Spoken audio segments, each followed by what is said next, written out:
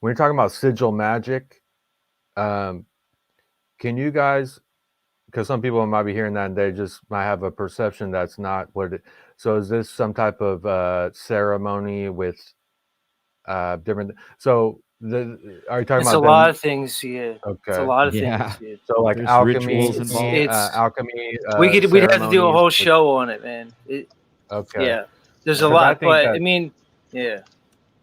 well, manifestation, but I think it's more of not necessarily them using their manifestation power. It's kind of the ones that we surrender to them. They're collecting that energy to manifest. You know what I mean? That's the way I look at it too. But yeah, maybe we should do a stream on sigil magic, and that would be cool. Manifestation type thing. That's a good idea. Yeah, I mean, we could talk a little bit about it here, sure. I mean, Yeah, we could go anywhere. Yeah. it's like I was saying before about my conception of magic is basically just intention with energy. Now, you can take that a bunch of places. I'm going to be frank, I think our controllers engage in a form of blood magic, all right? That's what I really think. I think they've derived most of their energy from blood in You a lot mean of blood different over ways. intent? Just in general. But what's my point? There's power in the blood. So I think a lot of dark magic harnesses energy from blood. But that's not the only kind of magic there is. You can use elemental magic. There's all kinds of magic. So people, when you say magic, people sometimes have a negative conception of it. But I just think this is a magical world. You know, this isn't the world that we were taught. When you look at this world, right behind the veil, there's really strange beings. There's elves and jesters. There's a whole astral plane of this existence that's obscured from us and hidden. They obscured the ether and told us it doesn't exist. What's my point? This is a magical world. We've only been indoctrinated to a point where we can't see it. I think everybody's magical. I think they engineered the magic out of us, if you want to know the truth. So there's a lot of kinds of magic, Ian. So many. But sigil magic is a particular type of magic. It's often associated with chaos magic. Chaos magic is pretty strong magic. All this stuff, by the way, comes from the Kabbalah tradition. If you look at the books of the Zohar, preceded by the Hermetic tradition and Hermeticism, if you look at the ancient Egyptians. Yep. So through Hermetic and Kabbalic principles, most magic is derived. The strongest magic I think, or the magic that's used to. There's a lot of kinds of magic, Ian, but I think the magic being used to control us is that particular type. If you want to know the truth, Yeah. some people call it. Yeah, some people call it Enochian magic. It's thought of as a fallen angel magic. You can see if you look at the archetypes in the Old Testament versions of Yahweh and references to blood sacrifice. You can look into South American traditions and the Aztecs and human ritual sacrifice. You can look in later conceptions of the Jewish tradition when they were more transitioned into the Babylonian time to Baal worship and sacrificing of children. You can look at all the things we hear today about the elites and the ruling monarchies and the ruling bloodlines of this world and the things we hear about them. That's what I'm saying. There's a certain type of magic, seems to be a fallen angel magic. Again, it's often called Enochian, just associated with the Book of Enoch, which is apparently part of the Dead Sea Scrolls and the Apocrypha that were hidden. Some people say it's not real. I don't know. Or it was a fabrication. But they talk about the ones that fell. So magic is strong, and I think we all have it. And here's the kicker, Ian, and then I'll submit. I'm thinking more and more that we ourselves may be the fallen ones. And not that that's good or bad, but if we're truthers, and truth is just a word, but if we're going to try to look at reality as it is, it's a possibility. I don't know what to believe with history anymore, you know? But it seems like all these other ancient civilizations were all about getting out of the body. They all revered the mushrooms. Even the beginning of Christianity and like all that, like you can see Jesus around these mushrooms, and there's all these symbolism. I've seen some deep streams on this 8-hour-long streams on this whole mushroom thing, and it just blew my mind. So there's some deep stuff with that, and the roots, and the the kind of as above so below. There's whole network underground, and it connects to this network that we need to connect with, and there's a lot of deep stuff with that. A lot of things going on with mushrooms right now with healing, not medical advice or nothing, that people need to understand. And when I start to try to understand it, it definitely resonates with me. Well, Yeah. Ian, the medical, the health benefits of psilocybin treatment are irrefutable. Now here's the Yeah. thing. What does that tell you? Because how long was that type of treatment repressed? And it's still repressed to this day. Yet, from what I can tell from my research, is that psilocybin treatment is effective, much more so than what they're giving us, is effective for a number of so-called psychological diseases. The interesting part is not only is it more effective, it has none of the side effects, but yet they suppressed it. These are the people we're dealing with. They're keeping medicine from us, guys. So, yeah, man. What do you think? As we're on this topic of mushrooms, what do you think about them like starting to legalize it and stuff? Is this something that they're kind of how they stay balanced and they're good and evil to do their thing, or Yeah. what's You have to are they trying gatekeep. to make it synthetic? Okay, I okay, see when I look at the way these people run is a systematic, like, levels of gatekeeping. So it's like if you got us all on a farm, all in a pen, right? Some of us start to maybe, get outside the walls. We jump the fence. Well, they got to have another fence to keep us in there. Think of like the Alex Jones kind of thing. You start to wake up to the world, and then you go on to say like an Alex Jones where you think you're getting truth and facts, right? And what's fucked up, Ian? More and more I'm seeing like that fractal level that it's just like multiple levels of gatekeeping. It's kind of like trying to get out of the labyrinths of hell. Mandelbrot set, but it okay. basically is an illustration of the idea of like a fractal concept. It basically Wow. just goes on to infinity, is the idea, and that's what I think this whole reality is, Ian, is a big Mm, fractal. Because, like I said, if you have mountains that were once trees, and you have parasites that look like giant dragon plumed serpents, what does that tell you about this reality, Holmes? You see what I'm trying to get at, mm. Ian? You see what I'm trying to get at, dude? You feel me? I'm You really feel what I'm resonating saying, with dude? that. I'm really Yeah, feeling dude. this right now, bro. I just been like, just been thinking about that lately, man. Like the fractal infinity nature of whatever this realm is. That's why You I'm so know. happy Bobby joined the last Mandela one, because he brought the parasites up. I see him go Yep. on different panels, and he always gets there some beautiful way, and sometimes there's some resistance. But when he came on here, it really brought a lot more to the conversation when you brought that up, and really opened my Yeah. mind a lot Yeah. more to it. I was aware, but that did more of an awareness of this, and really kind of attached to this whole Mandela thing that's in our Yeah. Because that's what reality. I mean, right.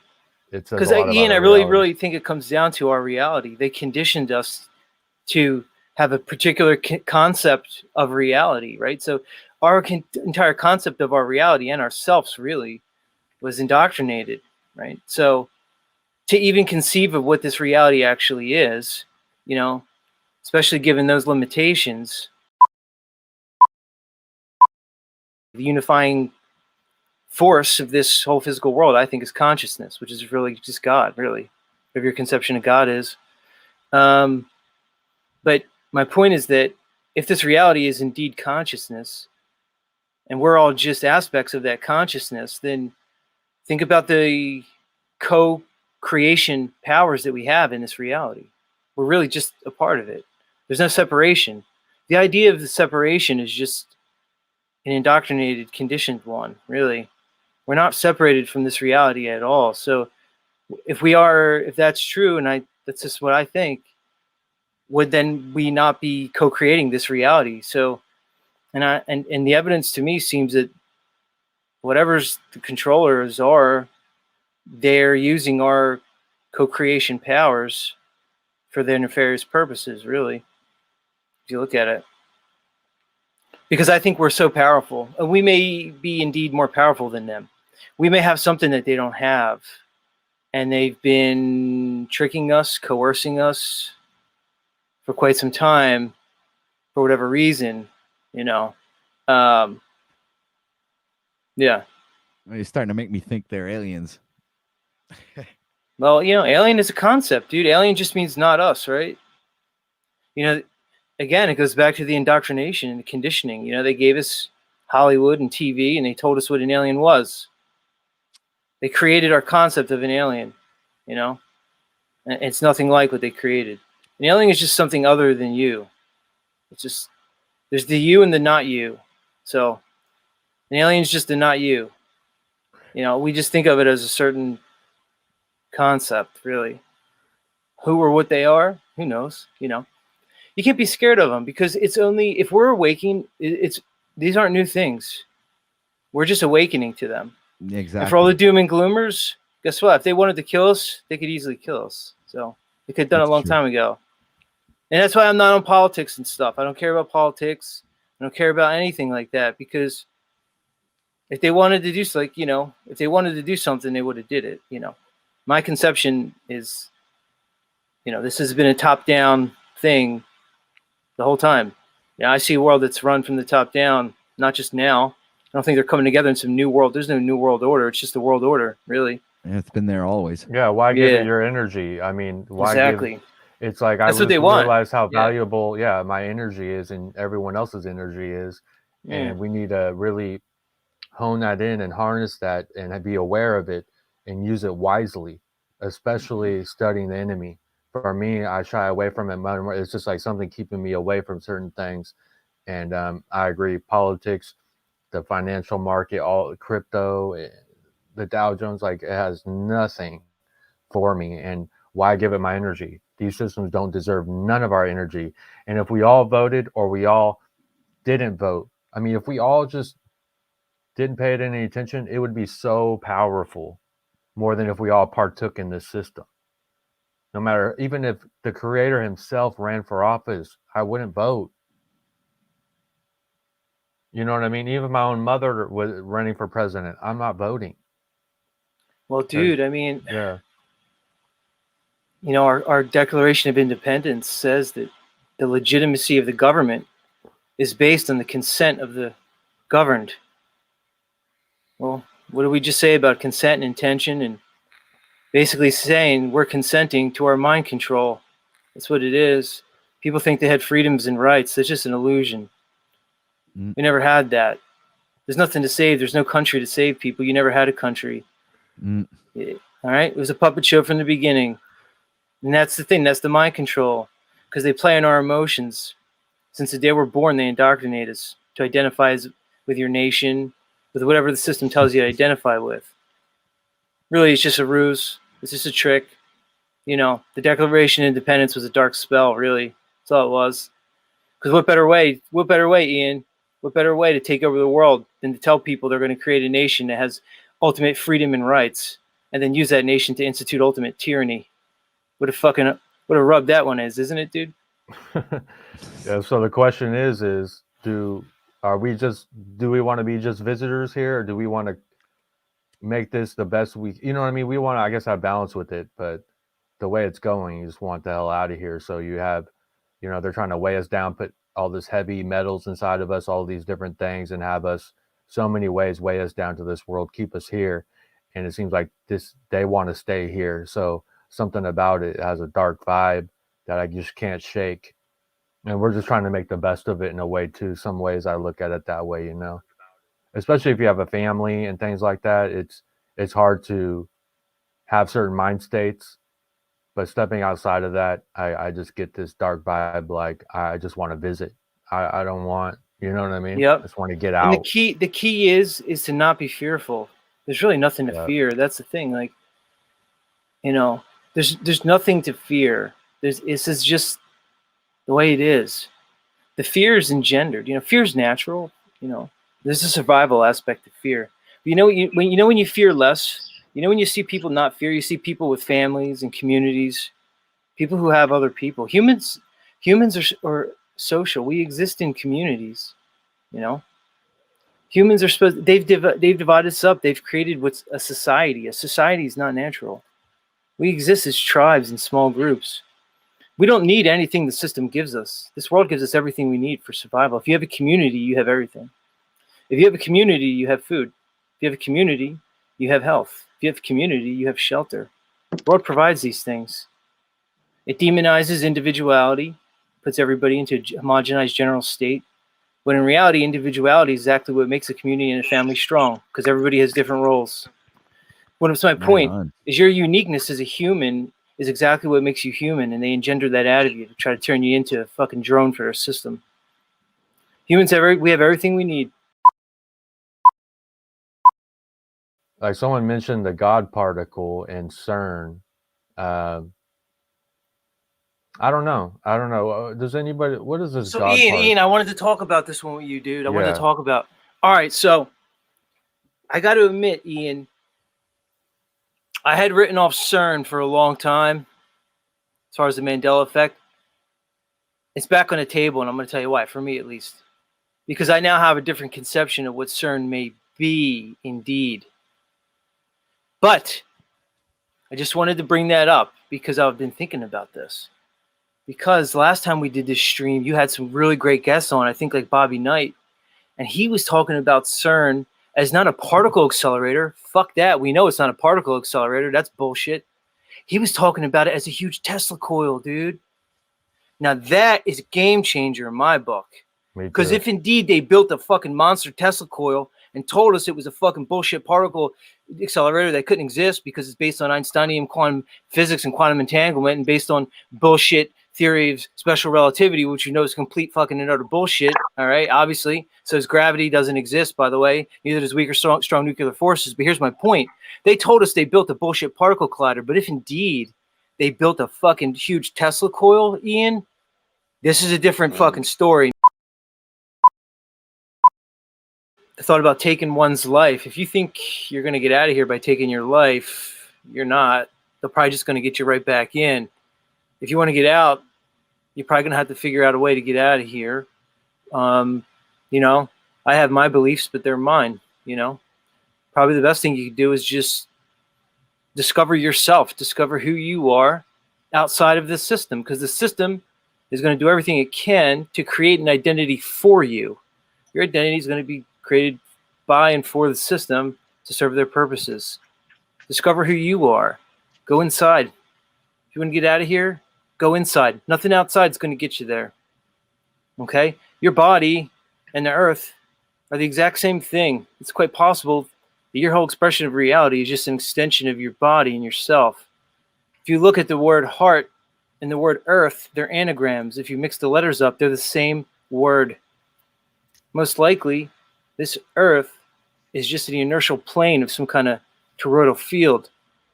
Your body has that same inertial plane and toroidal field. Okay? And that's my point, is we're the same as everything. So if you want to get out of here, go inside. Something triggered me to think of this about what these times may be energetically. When you look at, let's say, astrology, and you look at all the ancient cultures and the stories we get from them and how interested they were with the stars and how they mapped things by the stars, they speak of different ages, depending on whatever culture you're talking about. If it was the Vedic or Hindus, they talked about the Yuga cycles. If you look at the Mayans, obviously, we all know the story about the 2012 stuff. If you look at conceptions of different ages, you have Iron Age, Bronze Age, Gold Age. There's stories of cycles that this reality goes through, and they seem to be dictated by the stars in some way. So I wonder if this sort of change in reality that we're seeing, this effect that we're seeing, that our reality sort of seems like it's in some way different.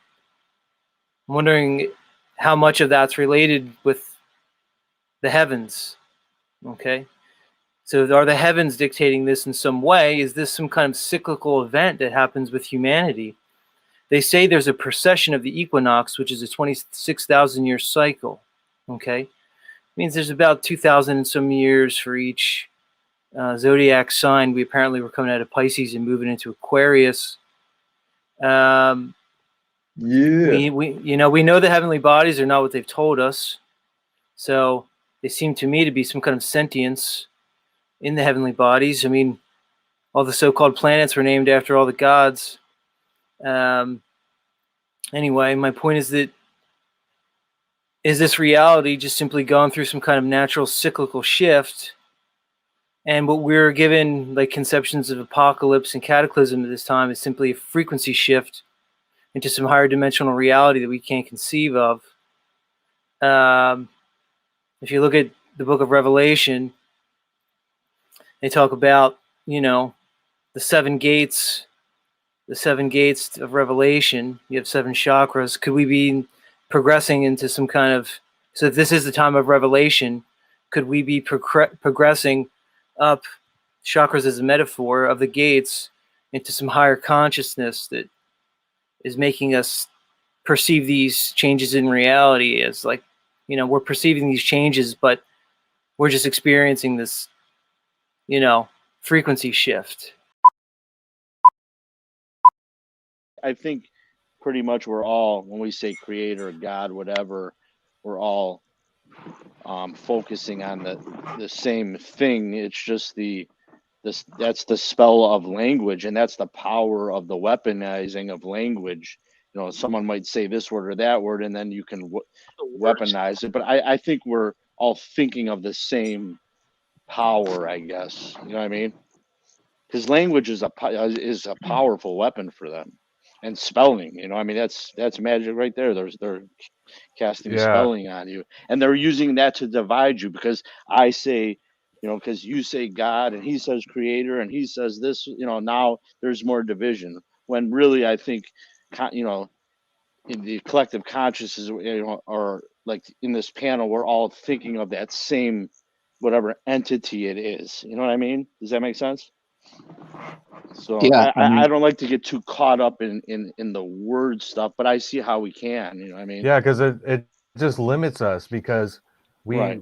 how many times are we thinking of things and we want to express ourselves, but we're limited with the language and love that. totally expressing our true intention and view and awareness to whoever we're trying to communicate with. It makes things a little difficult. And so Right. these languages That's what- really yeah, done us Because Right. I think but we're all using- talking about the same thing. We're just using a different word. So, So- there's a perfect It's so example limited, of though, right? So here's the- weaponizing it, as opposed to using all the names, God, Yeah, let's create our own language, guys, so we understand each other.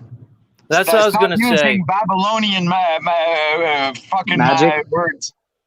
Yeah, Okay, they yeah, obscured the yeah. language on they obscured the language on purpose. Real quick here, it's not going to take long, but when you look at the entire lexicon of the English language, what I mean by that is the entire English dictionary, you'll find out that every single word that you could ever speak is only made up of about 40 speech sounds, okay?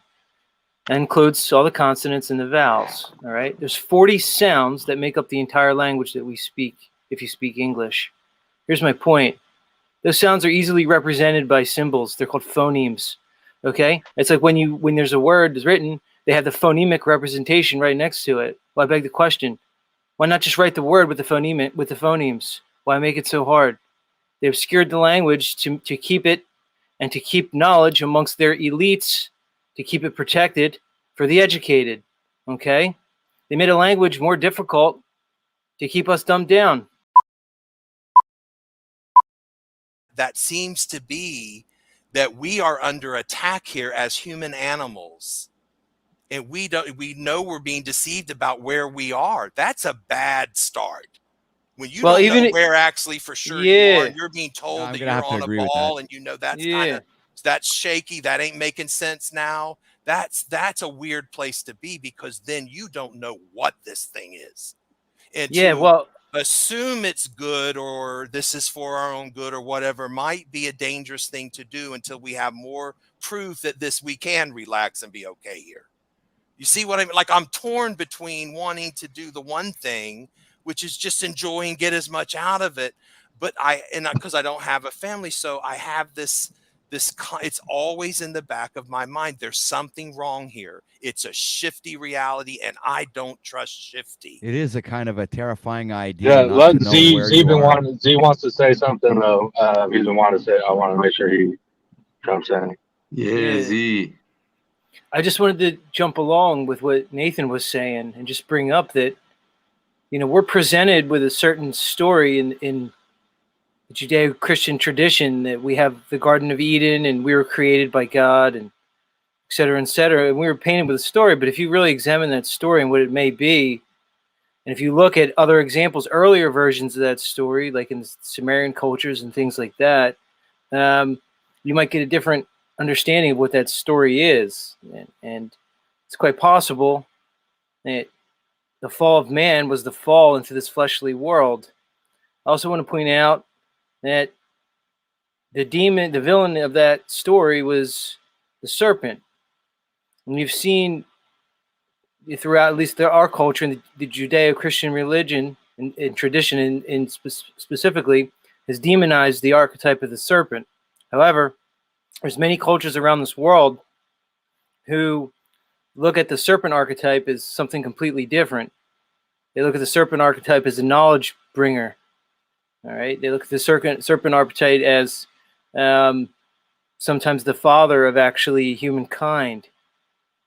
When you look at the depiction of the God of that's depicted as the God of Abraham, Isaac, and Jacob, the God of Israel, that being is often depicted as an eagle. You see the eagle depiction through not only the Roman Catholic Church, but our country. You can look at it with the Nazis, German Socialist Party. So my point is, you see this consistent depiction of the eagle versus the serpent as the two archetypal powers of this world, the two opposing forces, the eagle and the serpent. So what's my point? We have a world that we know is a deception on every level, and it tells us that the quote-unquote eagle is our God, so to speak, and the serpent is the devil. Well, again, based on the inversion that we know this world is, what could that actually be?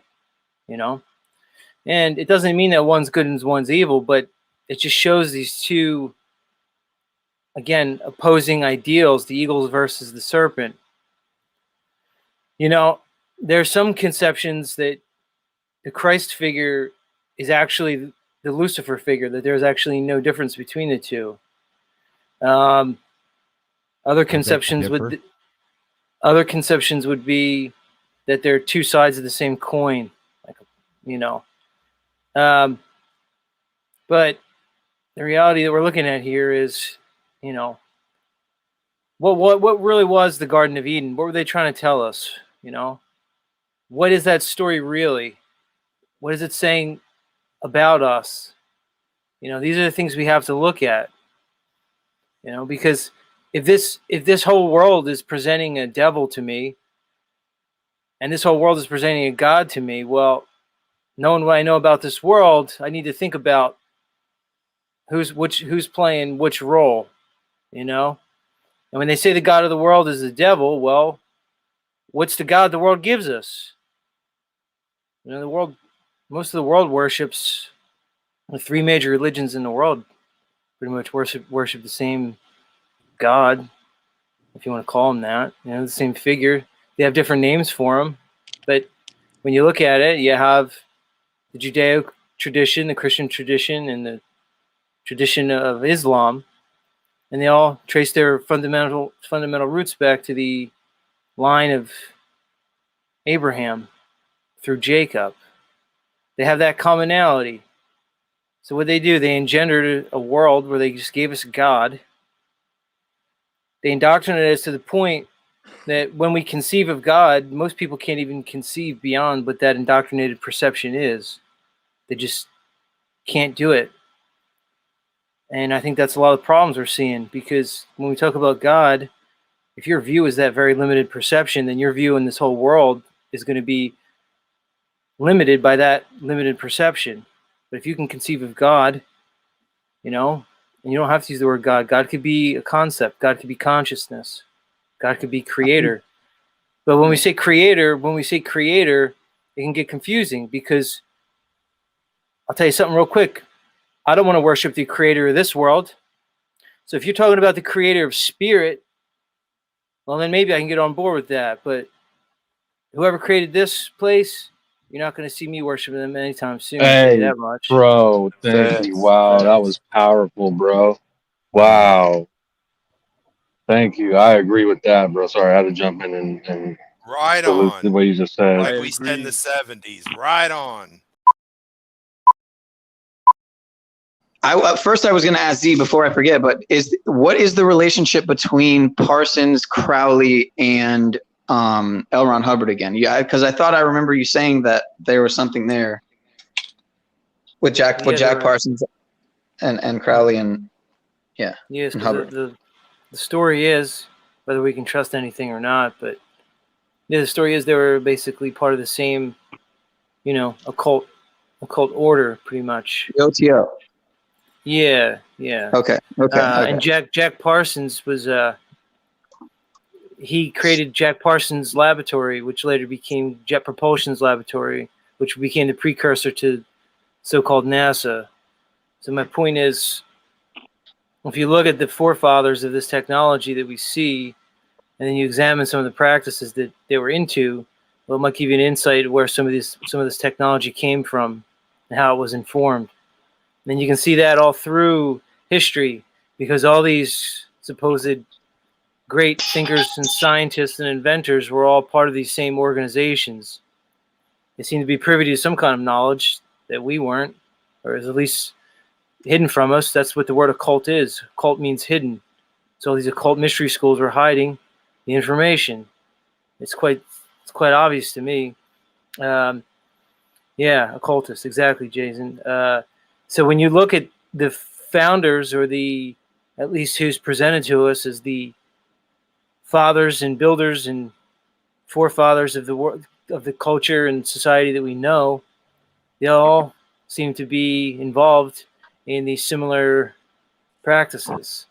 There's different divisions of them and things like that, but and again, Aleister Crowley, I mean, he seemed to be a magician. It doesn't all mean it's good and bad, and I think that's some of the problem is we tend to put a moral construct on it. We tend to place a moral construct on their magic, but it's probably something beyond which we can conceive. So a lot of times we wonder how they could be doing this. Well, you're right, it makes sense. How could they be doing this to us if you think of it as humans? But if you look at it as if whoever these controllers are some overarching entity, then morality is really not the question, because look at us. We have domesticated beings that we have, like cattle, right? You could look how humans have cattle. Look what we do to cows. We slaughter them and we eat them, we consume them. Okay? We don't do it because we hate them. We don't do it because we're bad and the cows are good. We do it because that's the order of things. Okay? So it's only natural to put a good and evil or a moral construct in the situation, but if you look at it from that perspective, you may get a different understanding of what might be going on here. Sherry, I wanted to say something to you, though. Okay. Because you had mentioned about that you were like scared, not scared, but you were like nervous that stuff was happening to you because you're like saying too much truth, right? You said that, right? Like, Yeah. Yeah, like, I understand that feeling. But here's my thought on that, is that when we speak the truth or say these things, we're actually putting a shield around ourselves, because now the world knows what you think and what I think, and there's a bunch of people, and we actually strengthen ourselves by coming together and speaking. And I think we actually protect ourselves more than put ourselves at risk. You know, I think the truth has a shield to it. There's something about it that when you speak it, there's something about it that protects you. And the way I look at it is, I don't think by natural law they can really do anything to us. Just scare Yeah, us. exactly. Scare ourselves, like with the fear. Yes, exactly. Because they don't have the right to do it. Because they can't infringe upon us. Because what are we really but energy? And what's our energy? Our soul. And our soul is ours. You Wouldn't know? it be interesting if all of the stuff that they say that happens that's so bad was really just literally psychological? Like none of it was even happening. They're just saying that. And then we're creating it because of our fear of it. Yeah, potentially. There you go.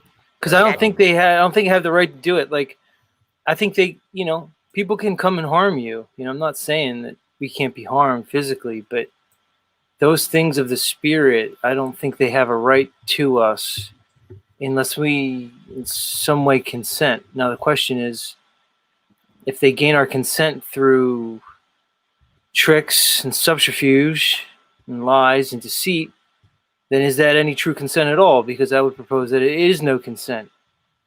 And like Nathan was saying before, I didn't consent to this world. I would never consent to this world. If I consented to it, it was under fraud and malfeasance. And that is no contract. That is no consent at all. Right. And Deal, so, what is it? They say null and void. Null and void. exactly, that contract is null and void. I It was really done in resonate bad with faith. that, guys. Yeah, it's a bad faith contract. A contract done in bad faith is no contract. I mean, nobody said this place is going to be gumdrops and lollipops. And if somebody said that to you, then they were fucking lying. Maybe the goal of this place is just like it says, just like it says, to preserve whatever your energy is, whatever you really are. Call it your soul, call it whatever you want. Maybe the whole goal is just to preserve yourself from this place, to leave here holding on to that essence, the thing that you really are. Maybe maybe it's that simple. You know what message I've been getting a lot in the last few weeks, and I have about 200 stations on my Pandora shuffle, and I just pay attention to what songs come up, and then I'll meditate on what that might mean, that title or whatever. So what I usually ask for, I say, okay, I need a physical reality confirmation that what I'm getting through this music is an idea or theme you need me to explore in my own way. And it's Schindler's List over and over and over again. And then I go to a restaurant with some friends, and when I go into the restroom, it's Schindler's List playing on their music in the restaurant. So it's like I'm thinking, all right, to me, it's one of two things. Either whatever this is, we are going to take over, take control of, and turn this hell realm into a paradise, or we've got to exit. It's one of the two. I don't want to stay in a world that is going in the direction it's being driven in by the human beings who are here, and we don't know what they are, even if they're human. Maybe they look human to us and they ain't. You're saying if we can physically now get a trip to another world, you're saying? Yeah, would you go aboard those ships and leave this place? That's a great question. If everyone, I would like to get everyone's answer on that. I gotta think first. I mean, Yeah, it's very deep. I think it I'll go cuts right first. to the chase. Yeah, I would just say no, because you're still talking about a physical, fleshly, human conception, and I don't see humans in their original state as this at all. I think we're in a fallen state. So if my decision is to go from one fallen state to another, I'm not going to make that decision, because I think when we say humans, we think of this fleshly body, but I think we can still be human and have a different conception. And I do think some of the ancient writings talked about, when they talk about the fall of man, I don't think it was like men like us and then we did something. I think when we were cast out of the garden, we were cast out of the heavenly, some kind of heavenly realm where there probably was no male and female construct. You're probably just more of a unitary being. So any choice to stay in this realm, I wouldn't do it. Not me. Obviously, we still have a lot to learn. Obviously, we're constantly waking up. I'm just saying right now where we're at, not that we're already in this ultimate consciousness. We're not even there, because if we were, we wouldn't even be here. I'm saying it's hard question, to Ian. define level. Yeah, here's I'm the saying question if I would everyone, say. I want to see everyone's perception on this. I would say that comes down to one thing. You know, when we talk about levels or what level you're on, and then like OTO said, maybe there is no like end. You know, we're on this level now, but here's one thing that maybe we can look at to give an indication is who is a lover of truth? Because if you love truth and you go looking for truth, I think you'll find it. If you are not a lover of truth, well, you see the society we have now and all the people that we have now. You just look at the last 2 years. So, you know, we can talk about levels of truth as much as we want, but do you love truth or do you accept lies? That's really what it comes down to for me. I think things would be a lot worse. I think their intentions was a lot worse than where we are right now, in my opinion. I think what they pictured 10 years ago, or even a couple years ago, where we'd be right now, I think we're in a much better place. Ian, you want to talk about their intentions, dude? I don't think there's any. I don't even think we can even conceive what these fuckers have intended for us, dude. They can go fuck themselves at this point too. I'm done playing with these fucks. Yeah, that's what I'm saying. That's why it's over. I ain't playing with these fuckers anymore. I'm tired of it, man. They can go fuck themselves. There's no accepting this. We're at war here, people. Well, here's the thing about the concept of epigenetics is when you really look at it for what it is, if you have the right technology, you could really make any form that you want, any human form that you want. Because epigenetics is based on the concept that when you look at like the zygote, okay, after the sperm and egg meet and there's a union, those cells, those clump of cells that we call zygote, are actually made of what's called embryonic stem cells. More specifically, they're made of what's called undifferentiated multipotential embryonic stem cells. What does that mean?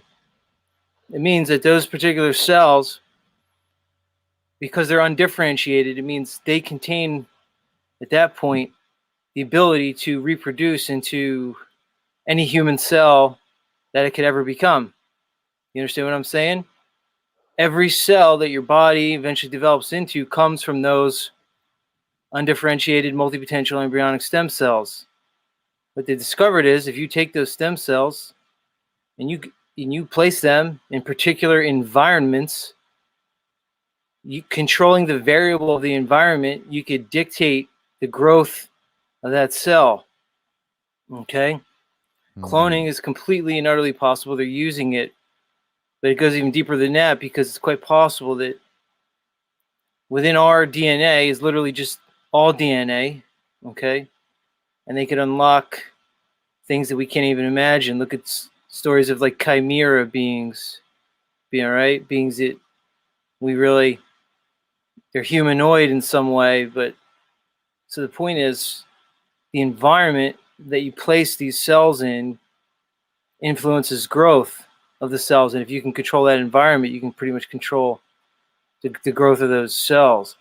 And you can even look at it more of a macro level and the environment they keep us in society. So if we can literally be shaped by our environment, well, what can they do to us? Put us in an environment that they have us in now, where they cut us off from everything human. They completely put us in a fake construct. They make us think that we need them to survive. They take us out of nature, which gives us everything. Nature gives us everything we need as long as we have community. They break the communities up. They divide families. You know, So what do, they place us in an environment that affects basically who we are. Again, It really just could be environment. Yeah. if the human animal were in its proper habitat, let's Yeah. just pretend this for a minute. What if we do live like the Bible said 500 years? That would be your natural lifespan as a human. You would explore it. By the time you got to 500, you would be ready to go. There would be no fear. There would be ceremonies, and the humans, your loved ones, would be with you. You would make the decision you were ready to go. It was time. But see, we're not, I don't think we're in our natural lifespan. And I think that's part of the problem. And maybe what the Bible was trying to say is your human animal, the organic being that you are, just like lions, and has a natural lifespan, and it's hundreds of years, but you're in a thing where parasites are feeding on you and sucking all your energy and all your juice, and you're shriveling up and dying because you're in like a vampiric system of some kind that's feeding on your energy. So we don't know. To me, that I could see that we would live long enough to really fulfill what we wanted, have the full human experience, and then you're ready to have a beautiful exit and a farewell send off, and off you go into the cosmos or whatever to find a new reality. There's something wrong here. Well, This Nathan, the cannot conception, be, what we're meant to be doing. Well, like you were saying, if you look at stories of what humans were supposedly before the flood, depicted as the flood of Noah, like you said, they were said to live. The longest, oldest person, I think, was Noah's grandfather, Methuselah. He Wasn't it lived like to be Methuselah? 900. Yeah. Yeah. What Like if that's 900 what and the some way years we're old, made? dude. In the Exactly. proper, pure environment, Yeah. pure earth environment, not the toxic one that poisons you and everything, but the true, pure, refined creation. Then where you live a full, more life than you would ever even want. You'd be ready to go. I think they created us, Nathan, and they created us too powerful, and they had to downgrade us at some point. That's what they get you out of here I before think you're we got smart out enough of to figure it control. out. Yeah. And see, and then they get you out of here before you've had enough time to really recognize the patterns. Pattern recognition is the way humans solve riddles and figure out what's really going on. That's our data coming in. So we've disabled our ability as the human animal to really function at anywhere near that. And we're obviously hobbled in some significant ways that is benefiting whatever this system is. That's what they've put us in, and that's what they perpetuate and maintain and keep it going no matter what. So to me, if we even knew what we really are, and see, I think it's like Wizard of Oz. The Wicked Witch can't take Dorothy's slippers. Dorothy has to give them to her willingly. That is a power that old hag cannot grab her. And she tries, and it shocks the shit out of her. And then Dorothy's like, oh, well, I don't know what's so, and Glenda says, I don't know what's so powerful about them, but they must be special, or she wouldn't want them so bad. So maybe we, the humans, are carrying some kind of inner ruby slippers, and this old hag here that created this reality wants it. As far as the different, say, transcendental or you said shamanic or supernatural type of journeys and stuff, like you're right, the plant, it's all journey. Yeah, if you're using plant medicine, you're right, every plant has its own specific, I think each plant has its own, and I don't think, it probably has to do with what spirits are behind them or what beings. So, but yeah, those things are, I've had some of that stuff go on, Well, Everything has spirit to it. No, my bad. You go ahead, bro. You got it. No, all I was saying is everything has spirit to it. You can go ahead. You were saying something about a breakthrough.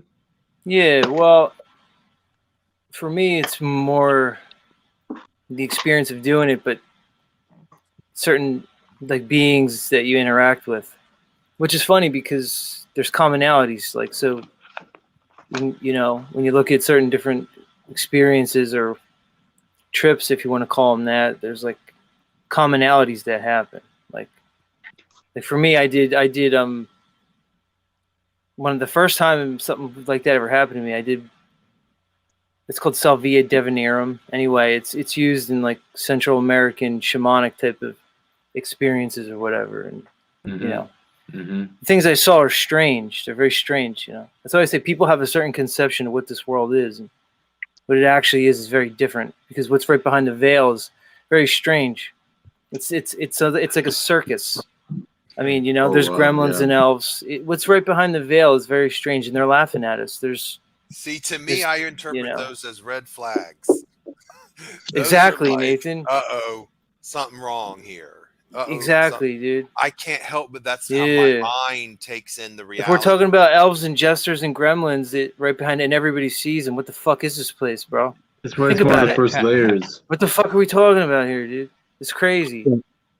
You know? Yeah. And then they present it to us in popular culture. They create an idea of like a clown or what a jester is in reality. Like the machine elves on DMT. I mean, are there DMT? Yeah, they're called. Is there a similar aspect with Salvia? Because I've experienced DMT in multiple forms, and including, you know, so not just psilocybin. So I'm just curious to know if Salvia has any similar aspects in its archetypes, and it's the entities that. So interesting, yeah. Interestingly enough, what about Lucky Charms? People call Salvia DMT's like evil cousin. Yeah. A number of people have told me that like Salvia is DMT's evil cousin because it was. I mean, I had, you know, quickly within 5 seconds of consuming it, you know, you smoke it, you know, within a water pipe, and long story short, a huge vortex opened up and 2 gremlins jumped out of the vortex and started grabbed onto my face and started pulling me into it. So this was years ago. This was like before the internet was big. So years later, I went and looked at it, and certain enough, guess what? People all over the world described the exact same experience with these stupid fucking gremlins. To me, Terrence McKenna and all you psychonauts you are investigators. You are going into the deep reaches of this reality and bringing back very important data for us who don't want to take that risk and go out there. That is amazing bravery to me. And what we're learning, that is intel you can't get unless you go. You got to go to that place, and that's powerful stuff. You know, Alan Watts is a little bit like that, right? Terrence McKenna, Alan Watts. Yeah, Alan Watts had a lot. If you read a lot of those early books on the LSD studies and all of that stuff, it's fascinating. I do believe those are important for places for us to access, but we're accessing it in what could be a corrupted, polluted reality where it can jam your frequencies. What if those machine elves are the virus wall in the system that the system put there to keep you from going past them? What if they're the little gesture, like just little Mario Brothers? You know, I could see that. Yeah. Jesters are one of the first. Jesters are one of the first layers in all of my journeys. That's what I always experience. Is one of the first layers. But once you can break past things like the jesters, there are other like eggshells kind of that you have to break through still. There's multiple walls, multiple firewalls. And I wouldn't say they're necessarily nefarious per se. No, not necessarily. We don't know that they would be. They could be completely benign and benevolent and exactly there to assist us in this journey we're all on. You know, they could serve a totally purpose. There's a lot of trickery. I mean, just go listen. Yeah, just go listen to what Terrence said that the elves, you know, said back to him. You know, so. Oh, it's fascinating, and don't other people sound, but you know, people have the same similar experience with these entities. The Tibetan book of the Dead was supposedly written thousands of years ago. Told us about it. Humanity's known about these things. All the Native American cultures, shamanic experiences were the norm. You know, I think it's like Ian was saying. These things were. I think they were just obscured from us. I think that world was just natural to the human world. I don't think there was a separation between the spiritual and the everyday. I think your just whole life was spiritual. They might not even have had a word spiritual because It was just a unitary thing. There was Yeah. no other. You wouldn't have anything to compare it to. It's just the way it was just the way we were. But what they do, they engineered a system where they told us, you know, that we basically come from nothing, from an infinite galaxy, you know, an ever expanding galaxy, infinite universe. Then we evolved from an amoeba. They engineered the idea that we're nothing, you know. So without that control construct, the spiritual experience just would have been the normal human experience. Yeah. No difference. It's like as if we were an accident or something. Yeah. What They if want to make we're you not think you're asking nothing? these entities the right question? What if there's intel there for us if we just knew what to ask them specifically? You know, I mean, everybody has their own but when people go, I mean, is there an objective in the trip? Hey, Like there's if you said to oracles. one of these, how do you Yeah. get out of this thing? I think that past those barriers, like he was saying before, Christos, is that you got, like he says, multiple firewalls. So I think like these gremlins or these little leprechauns or whatever they are just like the first barrier. Yeah. And then there's like something else, and after that you like you know I think you can meet multiple beings or even up to reptilian things and whatever not, and then you yeah no I think it goes far. You like and Oh, I up to the point know. where maybe you I've end up seen at a it place. all, man. Oh, there you go. So you see, you end up at a place where I think you find the I don't know if you want to call it the source or the like that place, Emanation. man. There's a place there where you The end up and emanation. excuse Yeah. me? I said the emanation. Yeah, that's it. The Gnostics taught that wrote that our home, the human being's home, is in the pleroma, an area of the galaxy. They had a specific place they said that our creation generated from. A mother and a father creator was the way it was done with these beings, these aeons, and that you know that the Sophia, the goddess, created us without her husband's assistance, and that's a no-no. That she transgressed what was the law of the creation, and it created an aborted attempt at the human genome, which were these archons, these insectoid alien abortion, because she created that they're eternal. So she put them in a place away from the earth and said, do not interfere. But the of had for the mother that loved us more, they came and started to interfere. Go to Alba Wyman, look at her videos.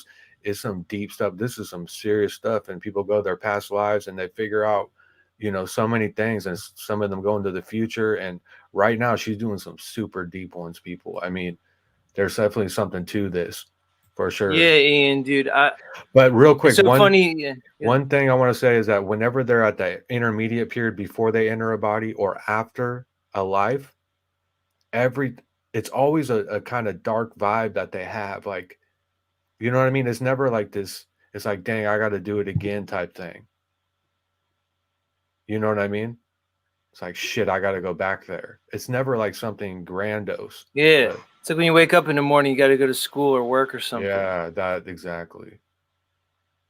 But yeah, if you I had want to that same share, experience where, dude, I like I cried my eyes out. Same thing you said, dude. okay. I was like in a hypnotic state, just bawling my eyes out, you know. Right. But yeah, it's real. I mean, you know, whatever the experience is, you can look at it from a number of ways. You can say you actually experienced your past life, or you can say your subconscious was just presenting a story to you related to the current life you're living to try to give you kind of like lessons, you know, like wow, as like allegorical stories, you know, just to teach you lessons. It could be both. Wow, bro, you just opened my mind to that big time. Thank you. The subconscious is really powerful, man. Yeah, because I've been thinking about it a lot. Like, you know, I did it a while ago. It was years ago, so I had a long time to think about it, you know. But the experience is powerful. There's no doubt about it. Does anyone think that they're on their last life? Excuse me? I just want to say real quick. I just want to ask real quick. Does anyone think that they're on their last life? Like they're not going to reincarnate after this? Like they know that this is their last life? I feel like it is. I have that feeling for sure. Yeah. And a lot of people I know, like some, I already it's said I'm like not coming back. I'm not even going to the give it a choice. They the can go vibe fuck is, themselves. yeah, I'm I'm telling them I'm done. not coming. I'm proclaiming it. Like, I'm not giving it. There's no choice. I'm not going to ask. I'm not going to get on my knees and beg. I'm not going to pray to you because I don't know who the fuck you are. If you want to get down on my knees and fucking pray to you and give my energy towards you, I don't know you. I know myself. I'll tell you that. Well, That's what I pray, do know. pray is this is, are Mic you drop, pray dude. when you pray? Are Yeah, you being prayed to some beast? exactly. You know, did our ancestors like hook up with like this like cosmic alien sadist, and like did it trick them into thinking it was their creator? Like we're so trusting by nature. Like is that like is it like a some cosmic stranger with candy, you know, and he had some candy and we got in, old trusting humans, and he took us for a ride. You know, we just don't know what other species could even be in this on this plane that we're on, but just in another section. We could be in their corral. We really don't know. And that's why, to me, and sometimes I have to go in a dark place, but that's how I need to cover okay, what's the worst case scenario, and I look at that and I think, okay, all right, if so and so is that, then I'll know and what's the best case scenario, and I try to then stay in between and try to collect as much information. Something tells me that as chaotic as it feels now, there's some organization to it, that things are being done for a purpose that we may not understand now, but when we look back, we'll be like, oh, okay, that's what that was. You know, like it's just we're coming from a limited understanding, but at least we see that this reality is shady. There's something off here, and there's something even off with the people around us that they see, they can't. It's almost like they're in a reality cult. But that begs the question of the source, because you know, like Ian was saying, like this light and this information is coming in through our eyes, and then it travels to the back of our brain, and it's translated, and then after that, it's projected back into our vision, right? Okay. So what is that thing that's coming in there? That source, that whatever information there. I mean, it has to be explained, because to me, if there's something exterior coming in, and my brain is interpreting this information, and whatever is on the outside is malleable, and the reality is questionable, then how can I freaking You got an believe that what echo, I'm seeing Pineal. Maybe go out and come back in, bro. is the truth? All right, someone in the comments said it really is a real world. I want to go walking on fire. So if I went onto the game and played Grand Theft Auto or something, and then I went and jumped, I'm gonna still die. You die in the game, like you can still get hurt, and that person in the game would feel hurt if it was like really advanced. They'd feel it all. So this means that we're literally living in the past, because there's like a certain time for the light to travel, and all of this information being translated by your brain, and then after that reprojecting it into our eyes so we can see what's going on. So all of this takes time. There's a ping, okay? Just like any gamer would understand what I'm talking about when we're talking about a ping here. So this information's coming in, and we're translating it. So obviously we're lagging, we're behind, because the information that's being transmitted is in real time, but we're not. We think we're in real time, but I think we're late. Just like in Alice in Wonderland, where that rabbit is always running around saying, "Oh, we're late, we're late, we're late. We gotta go. We don't have any time." So in like a video game, it'd be like latency in a video game. Exactly. They're trying to. So the source would be coming from where? Is the source us, or is the source exterior from us? That is the question. Maybe there's a symbiotic relationship. Maybe it's created from the self, but it's also feeding off an ether or a source. So OTW is right about the latency. That's a great point. Then we get into the thing where everything is the creator is everything. You know what I mean? Okay, that's automatic, right? Because there's a latency when you can measure a neurological signal, and you can measure it. It's measured in milliseconds. So you can basically present a stimuli. Say you present a auditory stimuli, a sound to the ear, and then what you can do is you can measure the electrical potential as it travels up to through the basically as it travels up all the way to the cortex. So you can trace it from where it begins at the auditory nerve in the ear, all the way up the auditory nerve to the brainstem, and then up to the cortex. You can measure that in milliseconds. See? So OTO is exactly right that we are in some way behind. There's like a latency, and that latency does show some type of separation from creation or some type of otherness to our Deja vu. bodies. Deja vu There's- could show the latent. Yeah, like there's a time. So it takes Time time. When you interpret a signal, or when you psychologically perceive a signal, whether it's a sound or, like Ethan was saying, whether you perceive something visually, the point is that it takes time from when that signal is generated to when you perceive that signal. You can measure the time. You can see it's called an action potential. All right, because what happens is that information, let's just use the auditory system.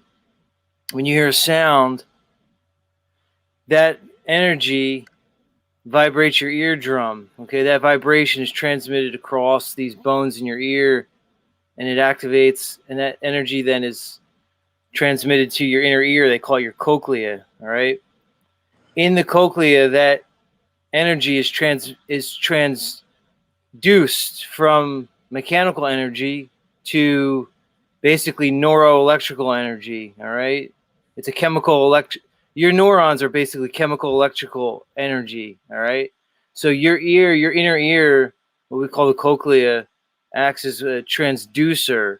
It takes one form of energy and transits to another. So it takes mechanical acoustic energy. When it hits the ear, it's hydrodynamical energy, which is still mechanical, but the transduction takes place in the ear. So you see it goes to chemical electrical energy. Once it's chemical electrical energy, the way that energy is propagated up to your higher cortex, where you can perceive it, that energy is propagated along a series of action potentials. And I know Cage knows about this because he talked about this last time, and that's how I know he's highly intelligent. Salute, Cage. Yeah, it's to do with the synapses, right? You're gonna get exactly. Yep, exactly right. So what happens is, once that energy is transduced in the ear, it's passed up via a series of electrical charges. Okay, each individual cell has to fire a charge based off of dielectrical principles, what we commonly call the sodium-potassium pump. through charging. Okay? You have anions and cations. Each cell is like a battery. When it picks up the charge of the previous cell, transmitted via neurotransmitters, it triggers another charge, and so on. Exponentially, it grows. So each cell triggers multiple more cells, and it grows exponentially all the way up to cortex. You can see how the information is transferred. Like I said, you can measure that. It's easy. You can measure it along the way. You can measure in milliseconds. You can do it with electrodes. It's called auditory evoked potentials. You could literally measure the energy as it travels, the signal. So you're interpreting the world. It's not instantaneously. You are somewhat behind whatever the reality is. Your interpretation of it's behind. Yes. It's the same thing when you express yourself, because that's called an afferent neurological pathway. For an efferent neurological pathway, which would be me speaking to you right now, it's the same principle, but in reverse. I have a thought. Where does that thought come from? I don't know where that thought comes from. We can debate on that forever, but there's a thought. At some place, that thought initiates a series of electrical reactions, like I said, all the way back down to produce speech. So there is like some kind of delay with this world, and we can measure the energy of how we're perceiving it. And this is all demonstrable. You can do it with electrodes, amplitrodes, You can measure the electrical impulses and how they travel. Yeah. Okay, And go ahead. that brings some kind of credence to that phrase when they tell you live the present moment. That Like- phrase is so more profound when you think about it. Yeah, OTW, like how the Buddhists always say to live in the now. Yes. Yeah. So there's a way to get rid of the lag, the latency, to get back to where we're really supposed to be. Yep. Because we're literally living in the past all the time. We're always in the past. We're always running towards the future. We're always like, that feeling they always want to go faster when you're behind a car or behind the wheel. You want to go faster. Isn't that because you're trying to catch up with time? Some say time really doesn't exist. There's no beginning or end. It's not linear. It's more circular, if you want to call it that. Okay, but in other words, you're right. Time doesn't exist, but aren't we trying to catch up with something then? Catch up with yourself. Feeling, well, it's that lag. I think that we to feel catch it. up with yourself in a way. Yeah, because you're trying creating to catch up with yourself. Stuff. Yeah. Yeah, because you're creating it, then there's a lag, then you're trying to catch up with it that created it, which is you. So it's like you're the. Is the lag exploited by this system? Is that enough time this for technology it to go in and mess with stuff so we don't notice things we should be noticing? There's ways in this technology to mess with it. They've been doing it for a very long time. Well, it's like when you have a live broadcast on a network television, there's a 3-second lag in case someone says a curse word or does something, a streak or comes across or whatever, that they can cut the feed. So that lag is there for them to come in and censor or control the content as it reaches the audience. What if that 3-second lag or however long that is enough time for this system to come in and give an update so the person doesn't realize something changed? You see what I'm saying? That's good. Yeah, that's good. There's ways to do it. There's technology to do it. They've developed it a long time ago. Persinger and these people at this university over here at Laurentian, they've messed with it. They figured out that consciousness is actually recreated every 50 milliseconds. Sorry, 50 times per second. So every second, that's like the lag. That's the frame rate speed of consciousness every 50 milliseconds. Sorry, 50 times per second. Like, I don't know why I keep saying 50 milliseconds. So there is ways to do it as through magnetic fields. I don't like the lag. I have to be honest. That's something about the lag, y'all, bothers me. I'm gonna be honest. Like, I don't want to be in a reality that's got a lag. I'm sorry. That's just me. A Shriner's a high-level Mason. Exactly. They're offshoot of the Masons.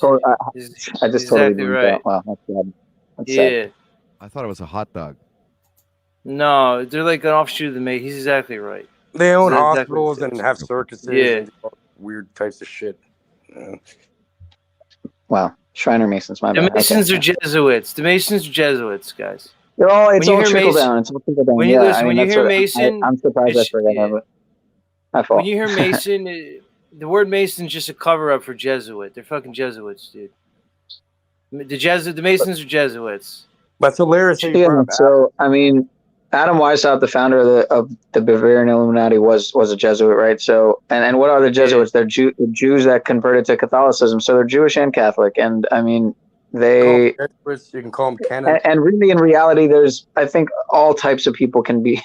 It's not to say that all Jesuits are necessarily inherently evil or something. That all Jesuit educated people are in on some grand conspiracy, but it's not to dismiss that. There's a secret. There's definitely a secret cabal there. That's probably one of the more powerful. It's more of the Canaanite. It's more of the Canaanite, Solomonic, Goetian demonology type shit they're doing. He's right. Cage is right. It goes to something called Tubal Cain, the first blacksmith, the one who created the quote unquote the figure that created weapons and made wars, made people physically able to use metals and computers, anything metal based. Maybe the Masons are just a front. Like they put the Masons out as a front.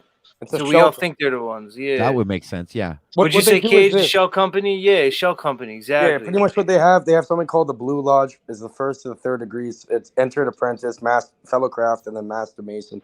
What this is, it's a giant It's not filtering. that It's too filtering. interesting to me, but yeah. It's a filtering thing. So they filter certain individuals and then move them up in the ranks because they're looking for certain characteristic traits, mostly psychopaths. That would I. Yeah, the ones that get to the highest ranks, just like politicians, big CEOs. Most of them are psychopaths. It's a regular thing people know.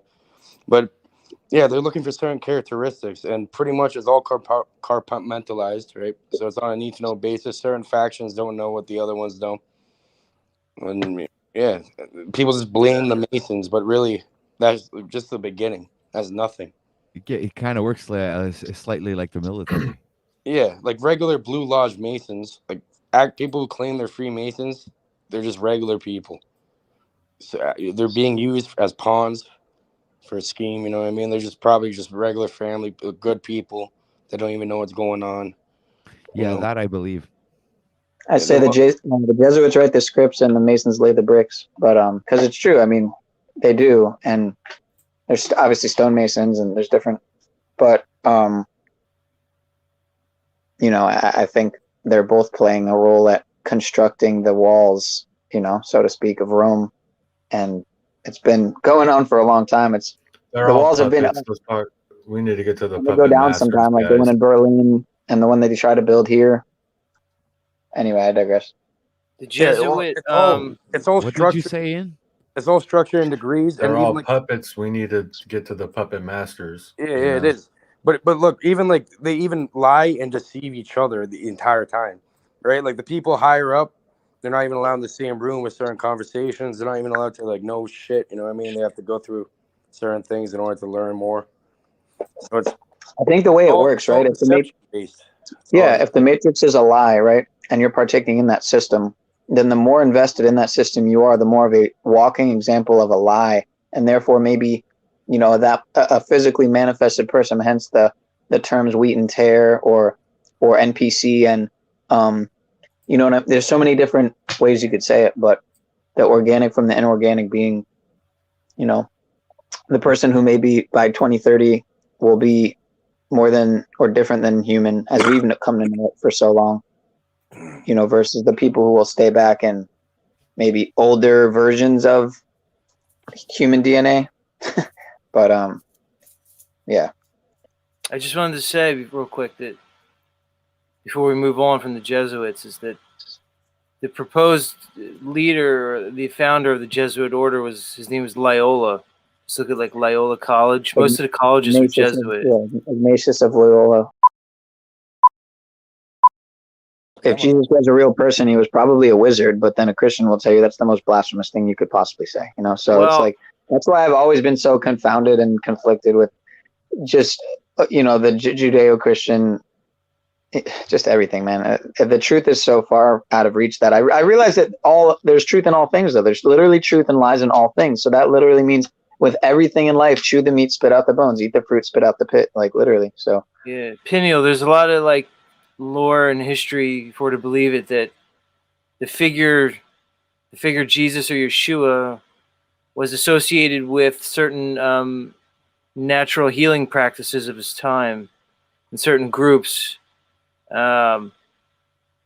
where you would say the miracles were less of something supernatural and more of something actually, I don't want to say medical, but like health related, that figure, there's a lot surrounding the figure, but what I will say is the figure of Yeshua or Jesus was heavily associated with the figure of John the Baptist. John the Baptist is a bit more historical than the figure Jesus. Interestingly enough, a lot of secret societies, including the Skull and Bones, base a lot of their lore and practices off John the Baptist. So the character John the Baptist is significant. He only has a minor role in the New Testament Bible, but historically, John the Baptist may be very, very significant. It appears he may have been the leader of a monastic Jewish group called the Essenes. Some people dispute their existence. I tend to think they were probably real. evidenced by some of the things you find in the Dead Sea Scrolls, if you're to believe those at all. Jesus, the figure Jesus, Yeshua, and John the Baptist may have been associated with this group, the Essenes, who seem to be practicing certain natural practices for health that I contend were in some way hidden and obscured from us in an effort to control us. I mean, say they had these health practices for thousands of years, and they just basically hid them. Yeah, maybe we shouldn't name all these different ones then. So, but you know, at the end of the day, they're all different branches to the tree, right? So I could CFR, you know what I mean? MIF, like we could just keep going on and on. And I'm starting to think they're just fronts, just front organizations. It just right, seems to or be a network like an octopus, you know what I mean? They have to have corporations. They have to hide behind corporate structures because they create a corporate entity, and they operate behind the shield of a corporation, which we all know is a dead entity. It's not real. So they create a dead entity. It's basically a form of necromancy. It's death necromancy magic. You basically necromancy is basically like summoning a dead entity and then animating it somehow with magic. That's what a corporation is. It's just a dead corpse that they operate through to protect them from liability.